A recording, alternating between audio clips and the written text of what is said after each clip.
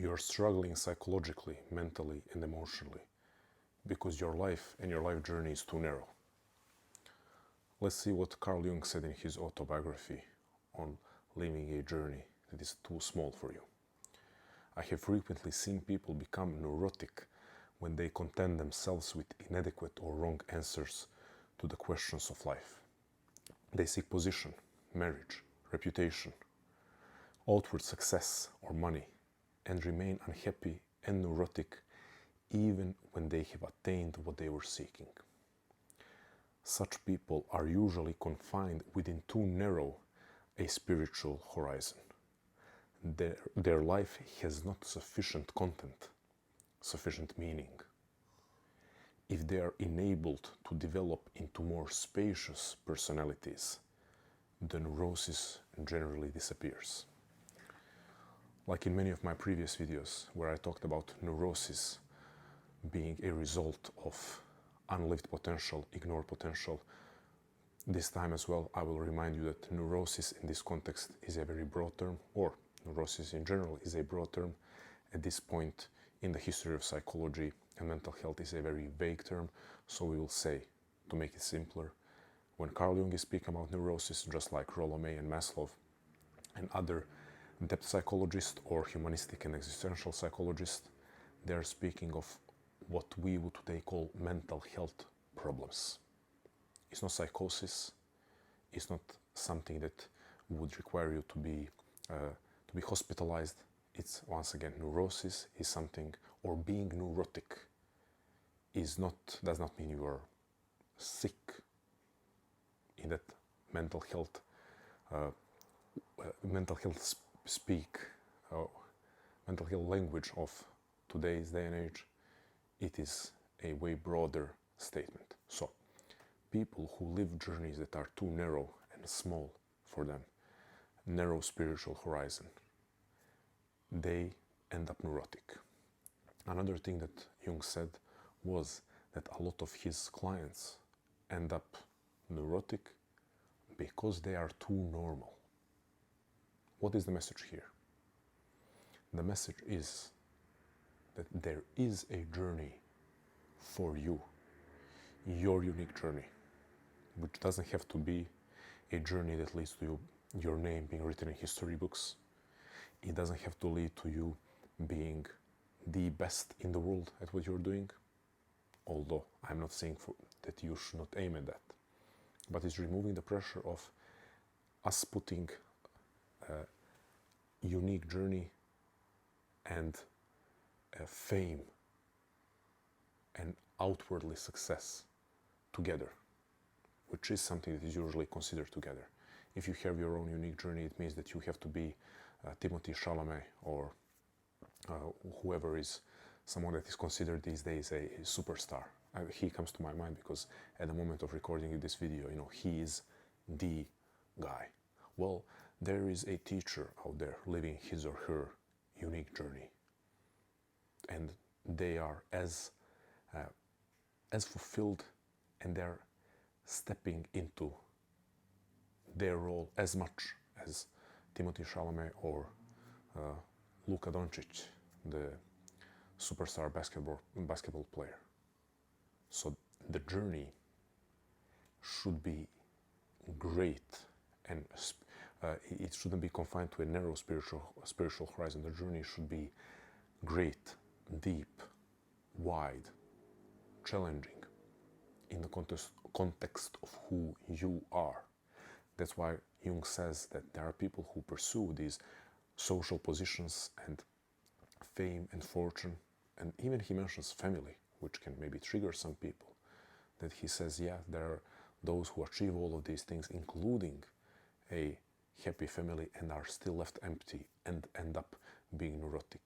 It is because they pursued all of those things for the sake of ticking off the boxes on the list that society prepared for them as the list of a successful and well-lived life. So this is not to say that you shouldn't pursue financial wealth, stability, freedom, that you shouldn't pursue to build a beautiful and happy and stable family. that you shouldn't pursue to be recognized and respected by your peers. It is to say that you cannot have these things as foundations of your life because someone else said that this is what a fulfilling life is for everyone and therefore is for you. Because Jung said this such an impactful quote about a lot of his clients ending up neurotic because they're too normal. It helps us to think, okay, how to think about our journey and to ask, okay, how can I recognize or how can I step a bit more into what my journey is? Well, the question would be, what is something that I always wanted to do and always enjoyed doing, but I have not done it because it doesn't lie on the list of the well-fulfilled life. It doesn't lie on the list, or it is not on the list of reasonable, productive things to do. And when I'm using the word doing or to do, I'm not talking about a career. This can be a hobby, a passion that you nurture in your free time. Let's remove this idea that everything that we do needs to become a career. So when I say something that you always wanted to do or enjoy doing, don't think just in terms of things that you can do and make a living off of them. Broaden your horizon, as Jung would say, and ask, okay, what are those things that I didn't do because I wanted to be normal, appropriate, well adjusted?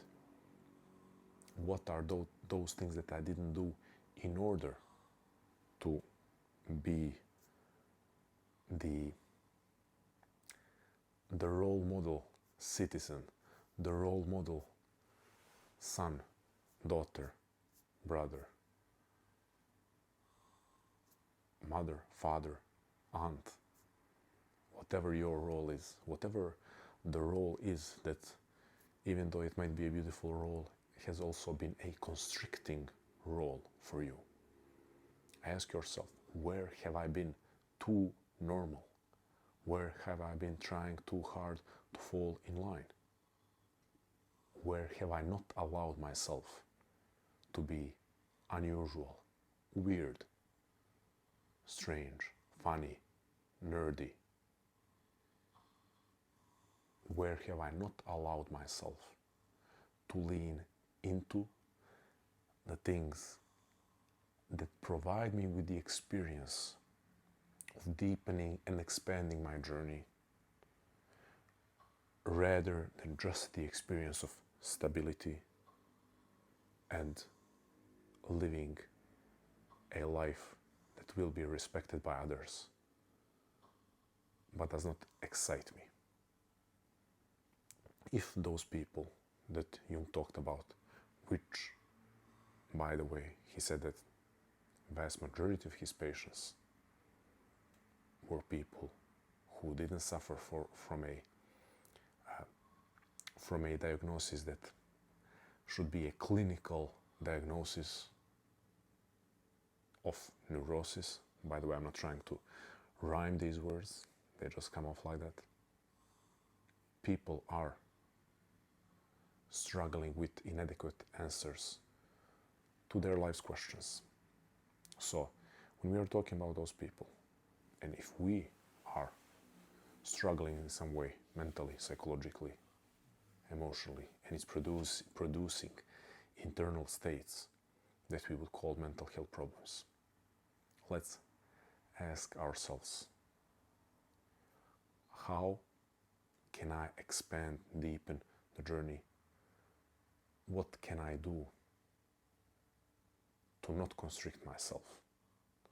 How can I call myself out for living a life that is limiting the expression of who I am supposed to be or who I can become? And let's take into account that the person who has ticked all of the boxes, or most of the boxes, of the appropriate, successful, well-lived life by the society standards, that person is facing a challenge of having a major blind spot or blind spots, where they're getting a confirmation from the society that this is exactly how your life is supposed to be like. And if you are experiencing internal discomfort, you are the problem. So those people, I could be arrogant and say those people need to listen to me and hear more of what I'm talking about and how I'm conveying the wisdom of Carl Jung, Rollo May, Maslow, James Hillman, James Hollis, great psychologists who were trying to warn us. And in case of James Hollis, who is still alive today, is still trying to warn us. And let me just knock on wood for James Hollis to still remain alive for much, much longer. But I will not be arrogant and say they just need to listen to me and how I'm conveying these messages, and also how I'm conveying some of my internal messages that have been developed by my own experience and struggles, not just things that I'm conveying things that I'm conveying having been built on reading of these great psychologists. I have to always emphasize that I don't believe in just recycling wisdom without trying to live it. I am connected with those thinkers because they have helped me get out of pretty much the bottom of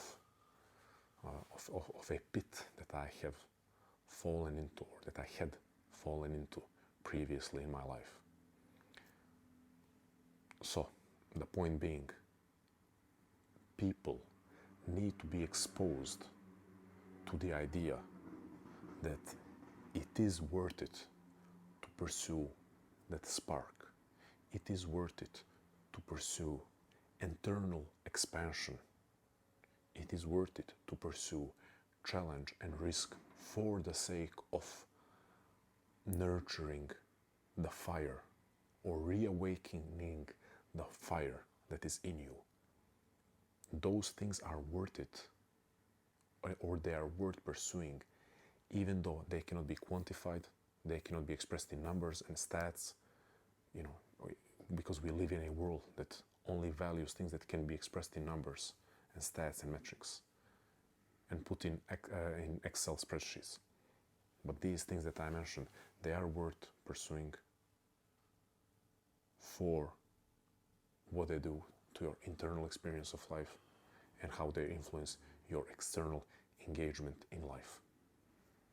Not only those things that other people will see about you and be able to measure about you, which is your job, car, size of your house, where do you stand in social hierarchy.